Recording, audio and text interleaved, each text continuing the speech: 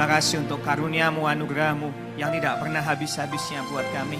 Kami ada di sini bukan karena Engkau mencipta, tetapi juga Engkau menebus. Kami di sini bukan hanya karena ada, tetapi karena Tuhan punya rencana. Kami tidak pernah sendirian karena Tuhan sudah datang ke dunia, mati di kayu salib, bangkit dari kubur itu, naik ke surga, duduk di sebelah kanan Allah Bapa, dan hari ini selalu hadir lewat Roh Kudus-Mu, menyertai, memperlengkapi, mengubahkan, memakai kami. Terima kasih Tuhan, ajari kami hari ini supaya kami bisa sekali lagi disegarkan oleh firman-Mu yang hidup, firman-Mu yang tidak pernah sia-sia itu, sehingga kami makin serupa dengan Kristus, penuh sukacita, penuh damai sejahtera, mau menjadi berkat, mengasihi Tuhan, mengasihi sesama. Mampukan hamba-Mu yang lemah terbatas ini supaya dapat menjelaskan firman, supaya dapat memberitakan Injil. Di dalam nama Tuhan Yesus Kristus. Amin. Amin. Silakan duduk Bapak Ibu sekalian. Terima kasih Ibu Jania, terima kasih buat kalian juga. Shalom Bapak Ibu semuanya. Senang sekali ada kesempatan untuk bisa membagikan firman Tuhan pada pagi hari ini ya. Beberapa waktu yang lalu Bapak Ibu, saya dan istri punya kesempatan untuk mengadakan bazar di sebuah mall. Buat Pak Yu sama Bu Linda kan tahu ya, istri saya memang itu bisnisnya itu jualan gitu kan. Ya, beberapa tahun yang lalu kami pernah buka bazar yang sama di mall yang sama dan hasilnya bagus. Maka kali ini begitu ada kesempatan, kan namanya kalau dulu bagus masuk akal ya. Wah, kali ini juga pasti bagus. Maka istri saya memutuskan, yuk kita buka lagi bazar di mall itu. Oke, saya sebagai suami menemani karena itu bagian dari janji nikah saya untuk menemani dia kemanapun dia berada. Dan karena istri saya suka masak, saya masih ingat dulu janji nikah saya adalah saya bersedia menjadi kelinci percobaanmu sampai kolesterol memisahkan kita gitu kan. Nah, jadi dia kan biasa kan ya sudah saya nemeni, tapi di tempat yang sama, mallnya sama, tempatnya sama, dan penyelenggaranya sama. Tetapi ternyata tidak sesuai harapan. Tidak sesuai harapan dan istri saya sedih, saya harus menghibur. Dan anyway, akhirnya kami sampai suatu kesadaran bahwa iya ya, benar ya. Sekarang ini tidak semudah dulu lagi. Solusi yang dulu hari ini bisa menjadi masalah. Dulu mungkin caranya berhasil, tapi hari ini caranya yang sama, tidak berhasil atau tidak berhasil semestinya. Pasti Bapak Ibu teman-teman juga bisa merasa keadaan ekonomi pekerjaan kita khususnya yang kok tidak selancar biasanya. Saya mendengarkan dari suara-suara jemaat mengatakan yang sama. Saya sendiri juga melihat dunia bisnis minimal di keluarga saya juga mengalami perlambatan dan kesulitan. Wah, ini gimana? Sepertinya banyak gejolak, sepertinya sulit sekali kita itu melihat tangan Tuhan di tengah kesulitan, khususnya kesulitan pekerjaan, kesulitan penghasilan, kesulitan ekonomi. Dan mungkin Bapak Ibu di sini, kalaupun Bapak Ibu tidak mengalami kesulitan, saya mungkin mencoba menebak ya. Bisa jadi anak Bapak Ibu, cucu Bapak Ibu, Anda melihat, duh angeli yo gitu kan ya. Dulu zamanku kok nggak sesusah ini misalnya gitu ya. Dulu zamanku tuh ya kita kerja keras tapi ya oke lah. Aduh tapi anak-anak zaman sekarang gitu ya. Mungkin ya. Sehingga beberapa anak-anak itu ada yang wah kerja bagai kuda tapi hasilnya nggak seberapa. Tapi juga beberapa yang sudah angkat bendera putih sebelum berjuang. Nah, di tengah kondisi ekonomi, di tengah pekerjaan yang tidak memberikan imbalan yang sesuai, apa sih harapan kita? Untuk itu saya mau mengajak kita Bapak Ibu membuka satu bagian firman Tuhan yang diambil dari kitab Pengkhotbah, pasal yang kedua, ayat 24 sampai ayat yang ke-26. Pengkhotbah pasal yang kedua, ayat 24 sampai 26. Saya bacakan buat kita semua. Pengkhotbah pasal yang kedua ayat 24 sampai 26. Tak ada yang lebih baik bagi manusia daripada makan dan minum dan bersenang-senang dalam jerih payahnya. Aku menyadari bahwa ini pun dari tangan Allah. Karena siapa yang dapat makan dan merasakan kenikmatan di luar dia?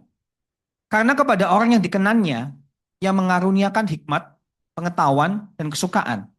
Tetapi orang berdosa ditugaskannya untuk menghimpun dan menimbun Sesuatu yang kemudian harus diberikannya kepada orang yang dikenan Allah. Ini pun kesia-siaan dan usaha menjaring angin. Amin. Bapak Ibu, pengkhotbah adalah sebuah penulis, seorang penulis yang sangat kritis. Kalau Bapak Ibu baca pengkhotbah 2, yaitu memulai dengan menilai apa sih yang membuat hidup itu bermakna. Di ayat awal-awal dia kandidatnya beberapa. Kandidat pertama adalah hidup itu bermakna kalau aku bisa senang-senang. Wah, tapi kesenangan tidak memuaskan. Kemudian dia ganti kandidat lain. Hidup itu bermakna kalau aku punya pengetahuan, punya hikmat. Tetapi juga pengetahuan juga tidak memberikan kepuasan. Kemudian dia geser lagi. Hidup itu bermakna. Kalau pekerjaan itu keren, penghasilan segunung. Wah, tapi itu juga buat dia pekerjaan kerja keras-keras, malah orang lain yang menikmati. Berapa di sini yang pernah merasa seperti itu, Bapak Ibu? Sudah kerja keras-keras, digerus oleh inflasi. Sudah kerja keras-keras, dihambur-hamburkan oleh saudara kita atau anak kita, kurang bertanggung jawab. Betul ya? Kita bisa kerja mati-matian, tetapi belum tentu bisa menikmati. Sehingga pengkhotbah juga bilang, sini nggak nggak sesuai dengan harapan. Jadi selama pasal yang kedua, pengkhotbah ini kayak agak baper gitu ya. Kalau bahasa sekarang, dia itu kayak, aduh, kok nggak ada sih yang memberikan kenikmatan, kepuasan, sukacita. Semua di dunia sepertinya nggak ada yang bisa memberikan damai. Kemudian di pasal kedua ayat 24 sampai 26. Setelah kegalauan dia, pengkhotbah mengambil kesimpulan pertama yang barusan kita baca. Yang barusan kita baca adalah kesimpulan dari pengkhotbah, kesimpulan yang pertama. Maka slide selanjutnya, kalau boleh saya katakan demikian. Menarik Bapak Ibu bahwa kalau Bapak Ibu baca di sebelumnya, Kohelet atau pengkhotbah itu kan galau. Aku cari, aku cari, aku cari. Tetapi kali ini, untuk pertama kalinya dalam kitab pengkhotbah, nama Tuhan muncul. Dan munculnya nggak cuma sekali. Kalau tadi Bapak Ibu mengikuti, munculnya minimal 3 kali. Langsung bergeser dari yang sebelumnya, aku cari hikmat, aku cari kesenangan, aku cari pekerjaan. Sekarang geser, Tuhan, Tuhan. Nah, dan penekanannya seperti yang saya tulis adalah Tuhan yang memberikan. Karena memang Bapak Ibu, nanti kita akan lihat bersama-sama bahwa Tuhan itu memberikan makanan, minuman, kesenangan, kenikmatan, hikmat, pengetahuan, dan seterusnya, dan seterusnya. Jadi, inilah Bapak Ibu yang kita pegang lewat teks ini.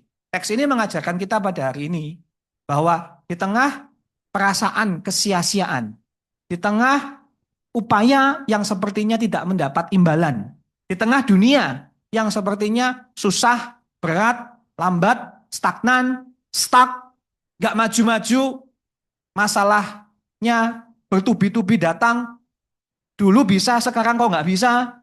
Di tengah semua itu, kita punya Tuhan yang memberikan kenikmatan. Khotbah saya hanya 2 poin. Kita akan melihat bagaimana kita punya Tuhan yang memberikan kenikmatan dan Tuhan yang memberikan hikmat dan sukacita. Nah, yang pertama, Bapak Ibu, kita akan melihat kenikmatan. Saya ulangi, saya membaca lagi di ayat 24, ayat 25. Tidak ada yang lebih baik bagi manusia daripada makan dan minum dan bersenang-senang dalam jerih payahnya. Aku menyadari bahwa ini pun dari tangan Allah. Karena siapa dapat makan dan merasakan kenikmatan di luar Dia. Nah, Bapak Ibu, di sini kata makan dan minum itu adalah rangkuman dari Tuhan itu memberikan kenikmatan sehari-hari yang fisik gitu. Ya, makan dan minum. Kita bisa makan dan minum yang enak itu pun menurut pengkhotbah dari tangan Allah. Bapak ya, sederhana ya Bapak Ibu. Siapa di sini yang misalnya pernah diajak makan enak?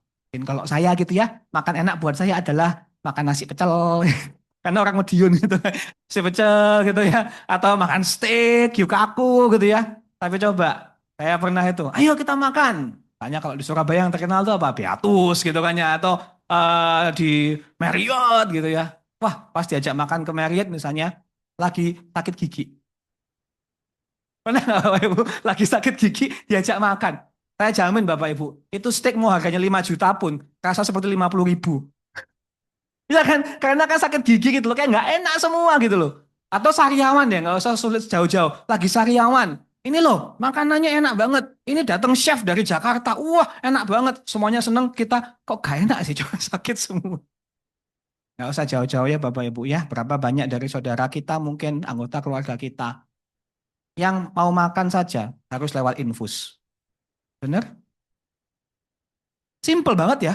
Makan dan minum. Tapi sadar nggak? Kita bisa menikmati makanan, kita bisa disegarkan oleh minuman. Itu kalau bukan anugerah Tuhan, kita nggak benar-benar bisa menikmati sih. Cukup butuh satu kecelakaan, cukup butuh satu penyakit, cukup butuh macam-macam untuk kita makan aja kok nggak enak sih, bener ya? Makan aja kok nggak enak. Berapa banyak di sini yang anak-anak muda misalnya, wah karena dikejar sama tagihan dan utang, mau makan aja cuma 10 menit cepet-cepet gitu kan ya. Karena pikirannya kerja, kerja, kerja, kerja. Benar apa benar? Gak bisa nikmati. Tapi Tuhan lah yang memberikan kenikmatan itu. Nah, ini menarik ya.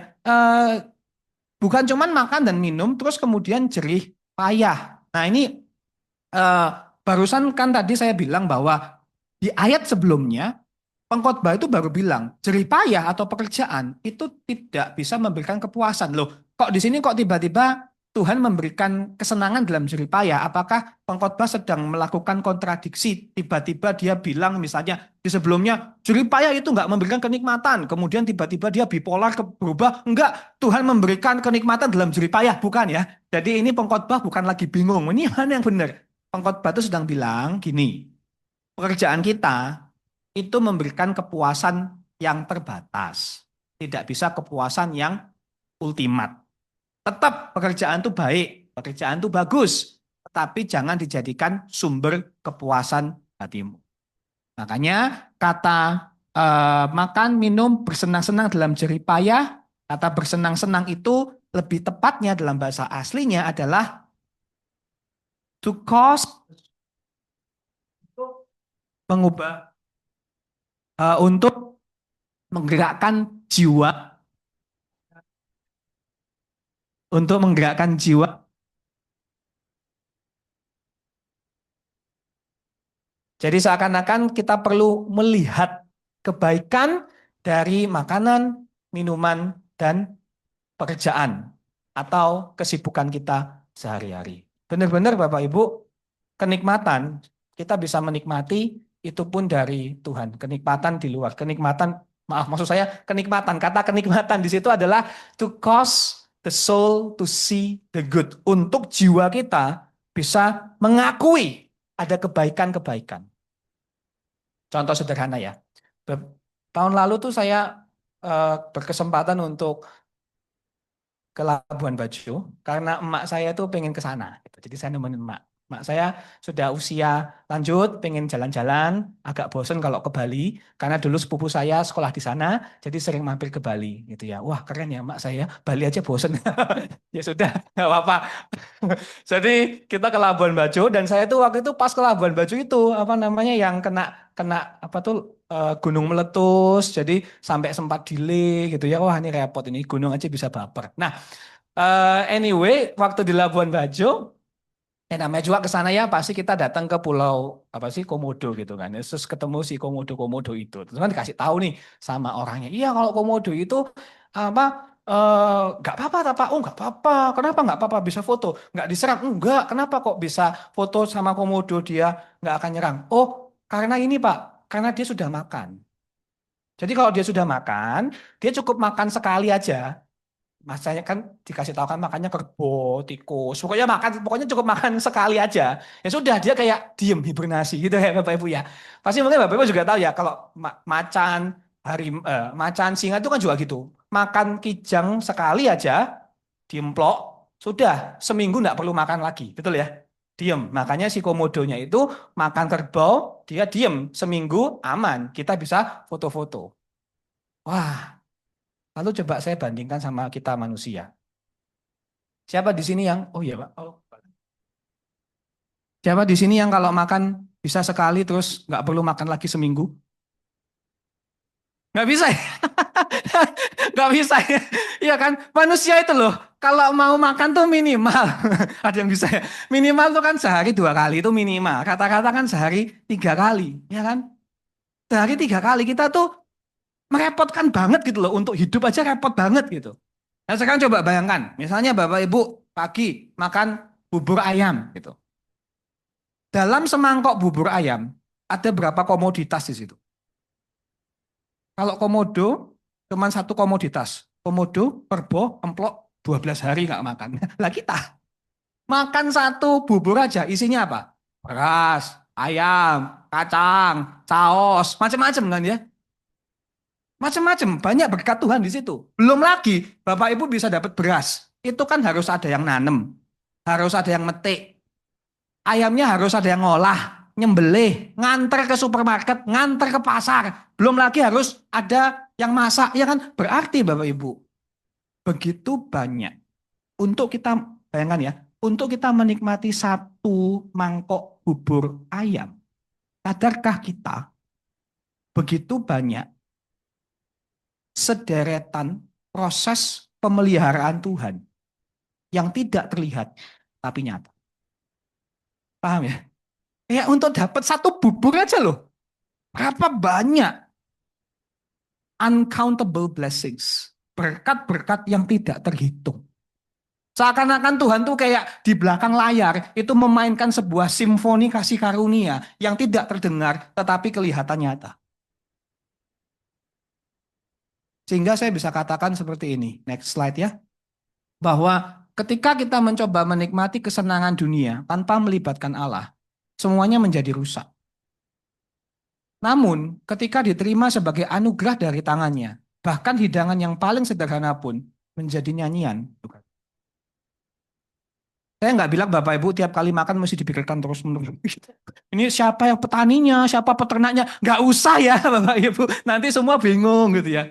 Tapi poinnya adalah, wow, saya bisa makan sesederhana bubur pun. Ada ratusan kebaikan Tuhan. Bayangkan, kalau menikmati makanan yang lebih kompleks. Dan itu cuma sekali loh ya.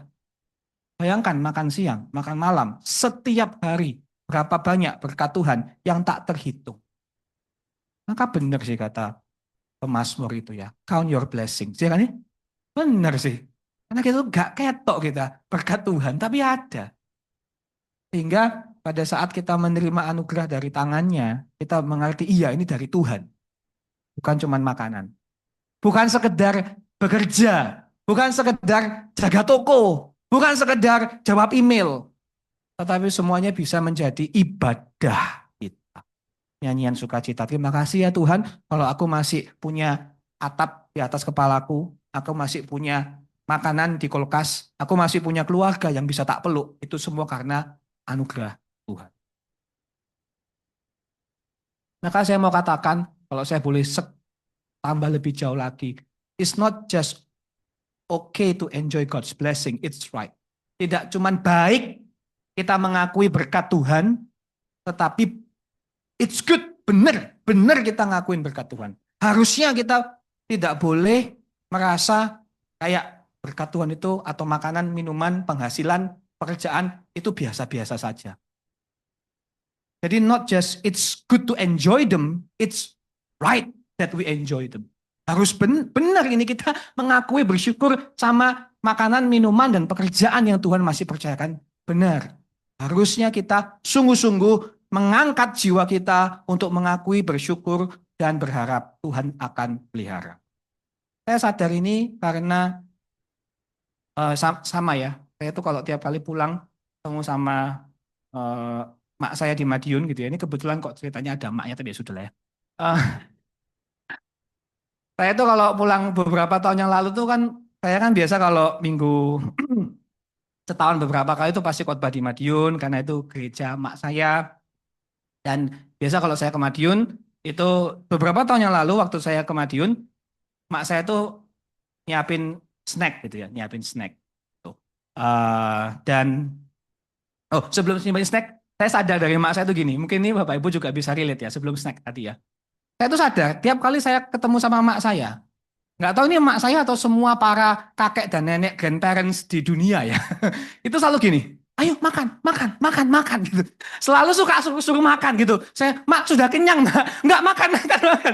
Mak baru ngomong itu 5 menit yang lalu. Pernah nggak sih, saya tuh nggak tahu kenapa kalau ketemu sama emak saya, oma saya, pasti kata-kata pertama, sudah makan, makan no, tambah oh, habis no, mak sudah kenyang. Tapi selalu dicekokin saya sampai bingung. Kenapa ya? Kok emak saya tuh kayak nggak ada pilihan lain gitu ya. Selalu cucunya itu pasti dikasih makanan. Bener gak sih? Gak tahu ya. Tak sama ya. Selalu cekokin makan. Sudah kenyang pun dipaksa makan gitu kan. Sampai sampai saya itu kayak kadang-kadang tuh pernah, enggak lah mak ngapain makan. Terus saya ditegur gitu kan, ada kutip sama sepupu saya. Jangan gitulah Kak Do. Emak itu suruh kita makan karena kalau kita makan, emak itu seneng. Emak itu pengen anak-anaknya atau cucu-cucunya itu diberkati gitu lah. Kamu ngambil lo sedikit aja, nggak usah mau habisin, nggak apa-apa, pokoknya ngambil gitu. Jadi saya paham, oh iya sih masuk akal sekali ya. Karena kalau saya bilang, emak bilang makan, makan, makan, terus nggak usah mak, wis kenyang. Mungkin, mungkin sedikit menyakiti hati emak gitu. Mungkin sama nggak sih sama Tuhan ya? Sampai saya tuh masih ingat kembali ke snack tadi ya. Beberapa tahun yang lalu saya datang, emak tuh siapin pisang bolen. Gitu kan. Terus saya bilang, wah enak nih pisang bolennya. Saya suka gitu pisang bolen. Sejak saat itu Bapak Ibu. Setiap bisa nebak semua ya. Bisa nebak semua ya. Setiap kali saya ke Madiun, baru beberapa minggu yang lalu gitu ya. Sudah ada pisang bolen. Mak, aku cuma sekali bilang enak ya. Gak perlu diulang terus. Ini bukan sinetron ya. Tetapi itulah emak dan engkong kita mungkin ya. Diingat terus, oh iya itu seneng pisang bolen. Aku seneng pisang bolen, tapi tidak cuma pisang bolen boleh kali ya. Ya kadang-kadang Mak Iki makan pisang bolen terus kayak bahaya. Gak boleh diganti yang lain dah gitu ya. Tapi kan coba, wah Mak nggak mau pisang bolen, ganti yang lain. Wah kan kayaknya nggak bener juga ya Bapak Ibu ya. Ya wah, sama sih dengan Tuhan kita ya. Sama sih dengan kita. Maka benar Bapak Ibu. Not just okay to enjoy God's gift, tapi it's right. Kita harus melatih hati kita untuk mengakui kebaikan Tuhan. Karena kalau tidak, slide selanjutnya. Karena kalau tidak gini, next slide ya. Tanpa Allah, hidup hanya bisa dinikmati lewat pencapaian atau kesenangan. Berhasil atau bersenang-senang. Hanya itu saja pilihannya. Maksud saya Bapak Ibu, kalau kita nggak melihat Tuhan, kita akan bilang, hidupku senang kalau aku bisa bahagia. Menikmati makanan, menikmati minuman, menikmati liburan. Hidup itu bisa senang, aku baru bisa enjoy life. Kalau bisa healing misalnya.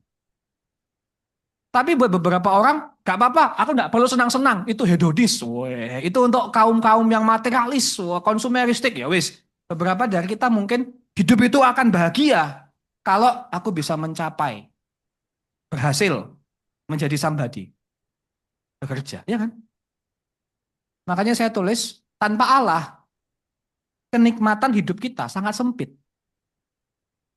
Kita akan bisa bahagia kalau antara kita bisa senang-senang atau kalau kita berhasil dalam pekerjaan, dalam masyarakat.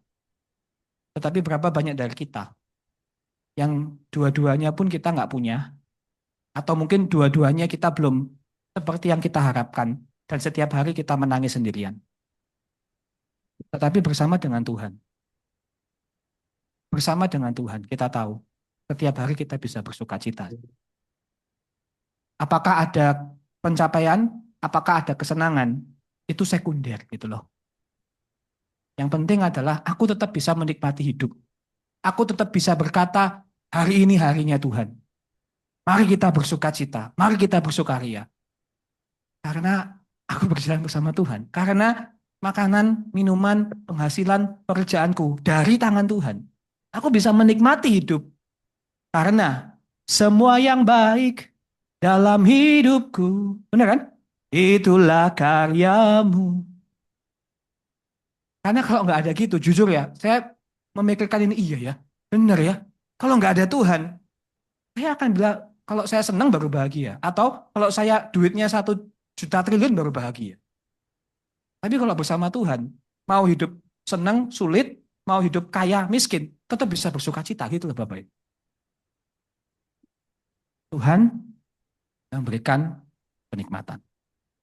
Yang kedua, poin yang terakhir, Tuhan tidak cuma memberikan kenikmatan Bapak Ibu, Tuhan juga memberi ke hikmat dan kesukaan. Saya bacakan dari ayat yang selanjutnya 26 dan ya itu. Sedih lu nek Karena kepada orang yang dikenannya, ia ditambahin. mengaruniakan hikmat, pengetahuan, dan kesukaan. Tetapi orang berdosa ditugaskannya untuk menghimpun dan menimbun sesuatu yang kemudian harus diberikannya kepada orang yang dikenan Allah. Ini Ini pun sekolah di kesia-siaan Amerika gitu. dan usaha menjaring angin. Jadi ada 3 apa ya atribut gitu ya, hikmat, pengetahuan, kesukaan. Nah, hikmat itu sesuatu yang pengkhotbah cari di ayat yang pertama. Kesukaan itu apa yang pengkhotbah cari di ayat yang ke-1. Sorry, yang hikmat dicari ayat yang ke-12, kesukaan ayat yang ke-1. Kemudian kata hikmat dan pengetahuan itu dijadikan satu di ayat yang ke-21 untuk menggambarkan bahwa semuanya itu kesia-siaan. Nah, ini saya sengaja gabungkan hikmat dan pengetahuan. Saya rasa kedua hal itu mirip. Saya nggak perlu bagi secara tajam ya. Nanti tambah bingung kita semua. Hidup sudah cukup susah, nggak usah tambah susah sama khotbahnya. Jadi saya rasa ini cuma 2 kategori aja, yaitu Tuhan memberikan hikmat dan kesukaan, wisdom and joy, ya, hikmat dan sukacita. Nah, siapa yang mendapatkan ini? Tuhan berkata, mengkaruniakan kepada orang yang dikenannya, orang yang berkenan kepada Tuhan. Secara konteks, siapa sih orang yang berkenan kepada Tuhan? Gampang Bapak Ibu, kalau baca Alkitab, lihat aja konteksnya. Barusan ngomong apa? Barusan ngomong tentang orang yang mengakui segala yang baik dari tangan Tuhan.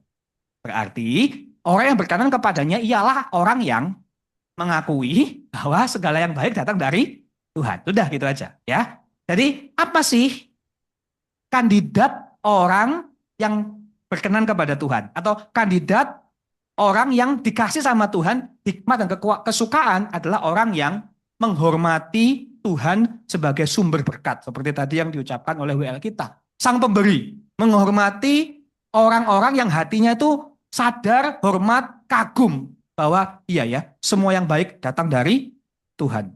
Nah untuk orang-orang model kayak gini, Tuhan tidak cuma kasih kenikmatan, itu kan poin yang pertama. Tetapi Tuhan juga kasih hikmat dan kesukaan. Setelah saya renungkan ya Bapak Ibu, ya benar ya. Kita itu nggak bisa menikmati hidup kalau nggak punya hikmat dan kesukaan. Tanya ya, ada beberapa orang itu tipe-tipe yang sukanya itu hikmat. Biasa model-model yang serius, pemikir gitu ya Bapak Ibu. Pernah nggak ketemu orang yang seperti itu ya? Orang yang pokoknya itu banyak analisa gitu kan ya. Nah, biasa orang seperti itu kan kepalanya berat, hatinya agak kosong gitu. Sebaliknya, pernah nggak Bapak Ibu ketemu orang yang happy go lucky ya, easy going gitu ya, kayak sukacita, kesukaan. Pokoknya orangnya tuh kemana-mana tuh pasti membawa keceriaan gitu ya. Tetapi kepalanya agak ya gitulah. Pernah nggak ketemu yang kayak gitu ya? Jadi ada ya, besok orang terlalu serius atau ada orang yang terlalu santai, ya kan? Padahal kita butuh dua-duanya nggak sih? Karena kalau kita orangnya, Bapak Ibu tipe orang yang pemikir ya, hikmat paling penting. Saya khawatir Bapak Ibu mudah khawatir. Karena orang yang cuma isinya hikmat, pengetahuan, analisa, dan data, cenderung melihat semua yang salah dengan dunia. Ya nggak sih? Problem.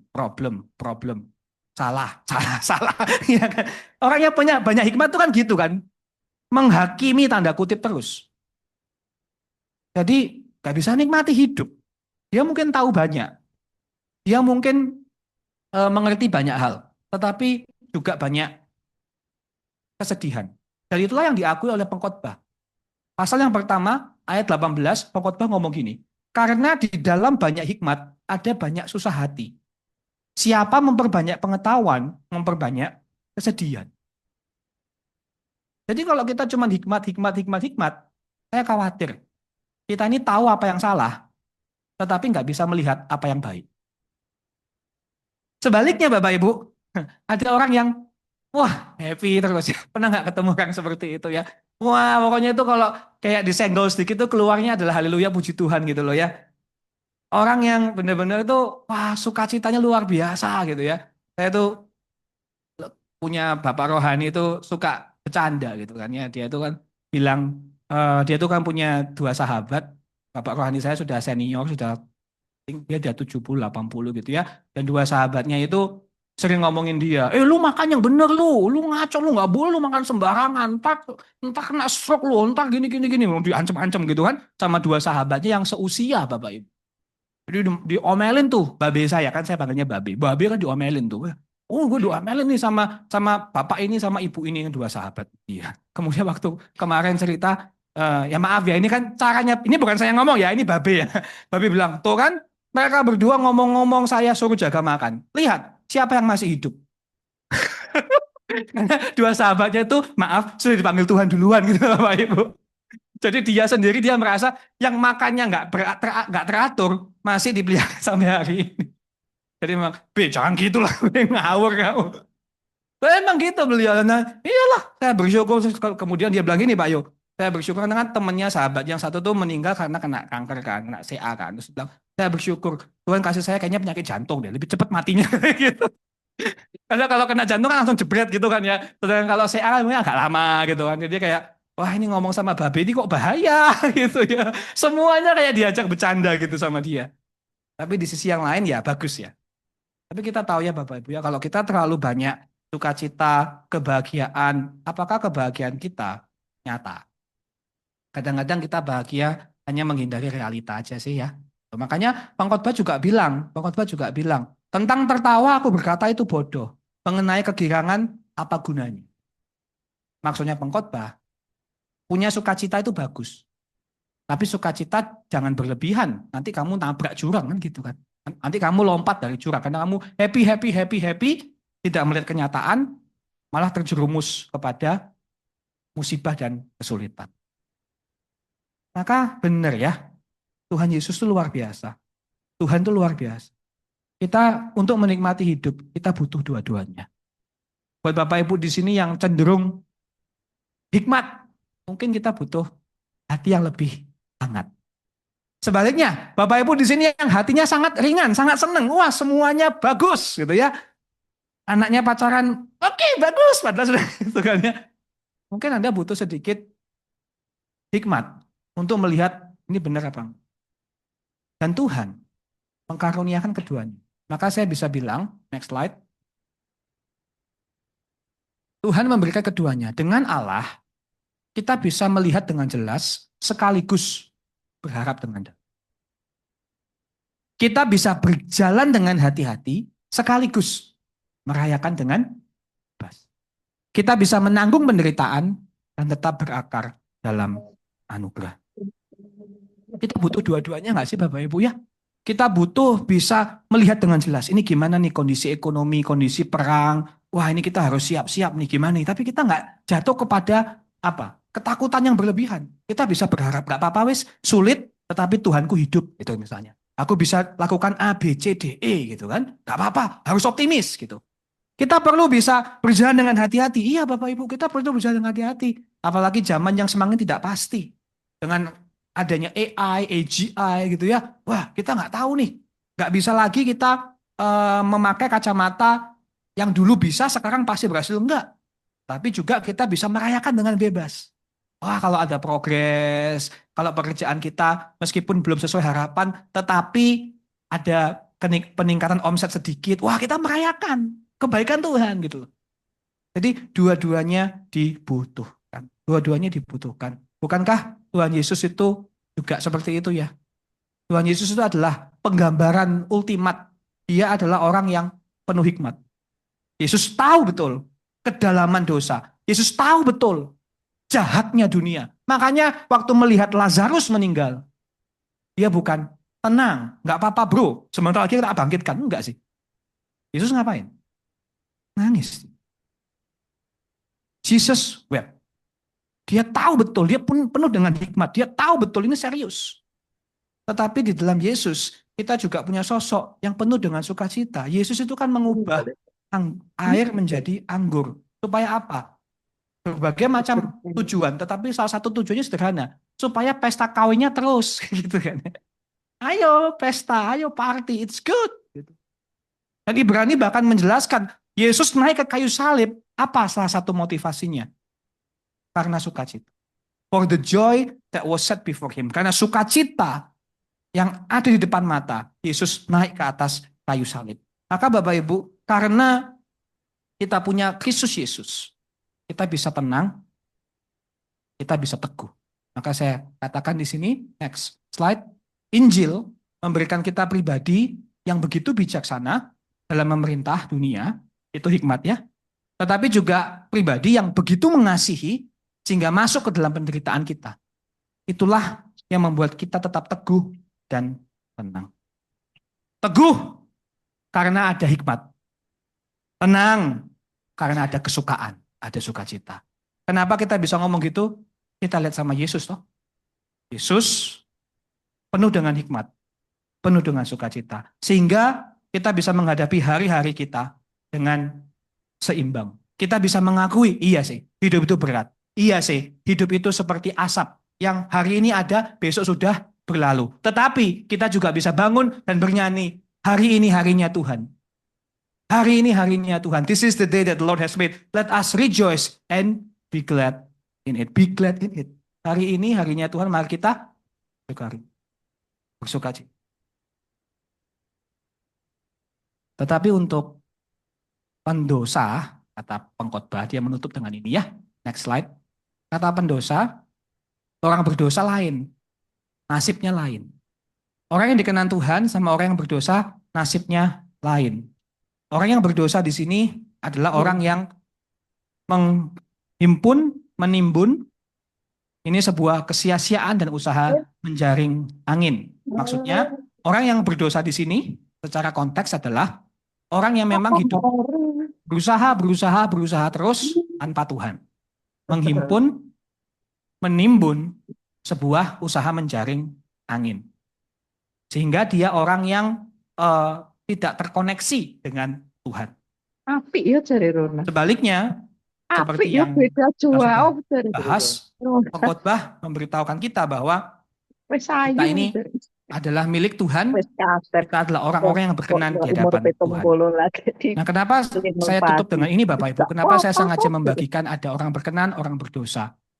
Saya cuma mau kasih sedikit disclaimer ya, sedikit apa? Sedikit tambahan kecil. Pengkhotbah tidak sedang bilang, kalau kamu orang baik, dikenan Tuhan ya. Kalau kamu orang baik, maka semuanya akan baik-baik saja. Kalau kamu orang jahat, berdosa, maka semuanya akan musibah. Pengkhotbah tidak sedang menasehatkan sesuatu yang terlalu simple seperti itu. Karena saya yakin Bapak Ibu di sini sudah tahu ya, life is not fair. Orang benar bisa dianiaya, orang jahat bisa kaya merajalela. Benar gak sih? Jadi pengkhotbah tidak sedang bilang, pokoknya yang penting kamu baik, semua hidupmu akan baik-baik. Atau pokoknya kamu jangan jahat, nanti kalau kamu jahat, hidupmu akan berantakan. Ada benernya. Tetapi pengkhotbah tidak sedang menggambarkan kondisi seperti itu. Pengkhotbah sedang menggambarkan kondisi yang lebih jujur. Pengkhotbah itu sedang bilang, kalau saya simpulkan ya, tanpa terlalu detail masuk ke teks. Terlebih ini, slide yang terakhir. Tidak semua hal bisa diperbaiki di dunia ini, Bapak Ibu. Tidak semua hal bisa diperbaiki. Saya harus dengan jujur berkata demikian. Maaf, kadang-kadang kita berdoa minta kesembuhan, tidak selalu sembuh. Benar nggak sih? Maaf, kadang-kadang kita berpuasa, minta keluar dari hutang, bisnis kita diputar balik, bisa sukses, dan terpaksa kita harus tutup toko. Kita berdoa mati-matian anak kita untuk kembali ke Tuhan, tetapi dia malah jauh dari kita. Sometimes not everything can be fixed. Karena kita ini bukan insinyur di dunia yang mekanis. Kita ini bukan kayak pencet tombol ini keluarnya ini gitu loh. Itu kan insinyur ya. Kayak semua itu bisa ditebak gitu. Semua itu bisa diukur, diatur, dikendalikan, enggak sih? Maaf, kita bukan insinyur. Kita semua di sini bukan pengendali dunia ini. Kita itu kayak peziarah, pilgrims ya. Peziarah di dunia rusak. Maka saya simpulkan, kita tidak dipanggil untuk menguasai hidup, tetapi untuk menikmatinya. Belajar bukan untuk selalu menang, tetapi untuk berjalan dalam anugerah. I wish, saya berharap, atau saya enaknya sih saya bisa ngomong dengan sangat gamblang ya. Tenang Bapak Ibu, percaya Tuhan, semua akan baik-baik saja. Tapi saya merasa kok saya akan bohong ya kalau ngomong gitu ya. Karena hidup itu bukan untuk dikuasai sih. Hidup itu untuk dinikmati. Kadang kita kalah, kadang kita kalah, kadang kita nggak selalu menang. Kadang kita nggak selalu mendapatkan yang kita mau gitu maksud saya. Tetapi that's okay. Kita belajar berjalan dalam anugerah Tuhan. Dan izinkanlah Bapak Ibu saya menutup dengan cerita Tuhan Yesus sendiri. Yesus pernah mengajarkan pentingnya menikmati makanan, minuman dari tangan Tuhan. Yesus pernah mengajarkan pentingnya punya hikmat, ketenangan di tengah dunia yang menakutkan. Ingat nggak kata-kata Tuhan Yesus yang berbunyi seperti ini? Jangan khawatir. Lihat burung di udara. Lihat bunga bakung di padang. Nggak ada yang pelihara, tetapi Tuhan yang jaga. Bukankah kamu lebih berharga daripada mereka? Masih ingat Yesus pernah bilang, nggak usah khawatir dan bertanya, apa yang akan kami makan? Apa yang akan kami minum? Apa yang akan kami pakai?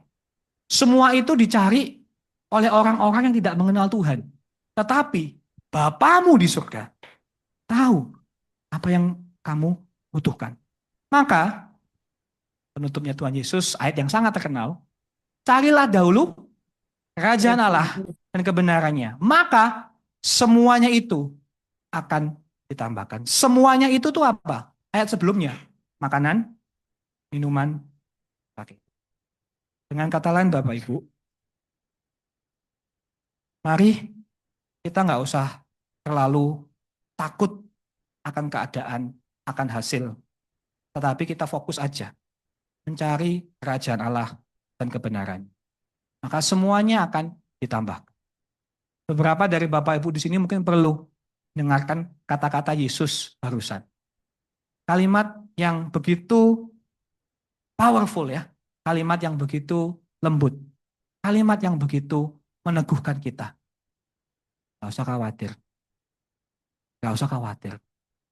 Apa yang keluargamu makan, apa yang keluargamu minum, apa yang keluargamu pakai. Sudah, bangsa-bangsa itu ya nyari itu. Tapi Bapak di surga itu tahu kita butuhnya apa. Sudah, bensin hidupmu. Itu cari kerajaan Allah saja. Udah, itu saja yang penting. Yang lain-lainnya, Tuhan yang sedia. Amin. Mari kita berdoa. Terima kasih Tuhan untuk firman hari ini yang boleh meneguhkan kita bahwa di tengah kesulitan dunia, di tengah beratnya perekonomian, di tengah harapan yang kandas mungkin saat kami bekerja tidak sesuai harapan.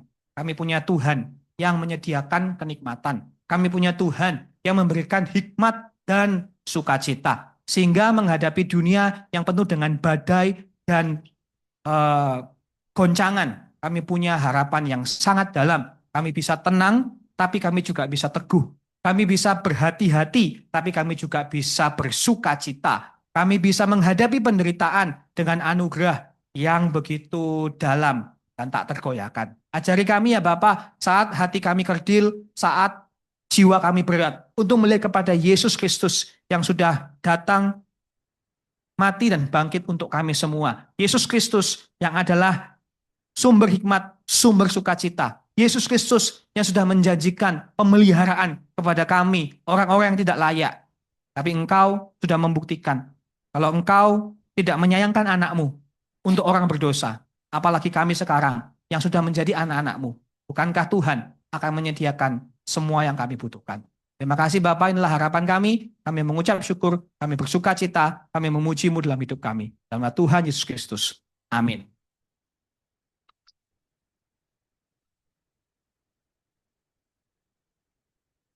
Puji Tuhan, saudara diberkati firman Tuhan. Sayang sekali banyak yang sakit. Tadi pagi banyak WA masuk. Ibu Linda sorry nggak bisa datang karena memang nggak tahu ya ada yang batuk, flu dan lain sebagainya. Tapi mungkin beberapa sudah masuk di Zoom. Berharap yang melalui Zoom juga bisa mencatat ya. Saudara, kita belajar satu hal yang namanya kenikmatan. Jujur, dimanapun kita adanya, baik kita pelayan Tuhan, hamba Tuhan, atau orang-orang di dunia, kayaknya kenikmatan itu sama. Betul ya? Kenikmatan itu apa? Tadi itu saya catat, kenikmatan bukan berarti hidup dalam kesenangan tanpa batas, yang coklat. Saya tulis itu supaya kembali ingat gitu loh. Tadi yang ngantuk-ngantuk dikit, sekarang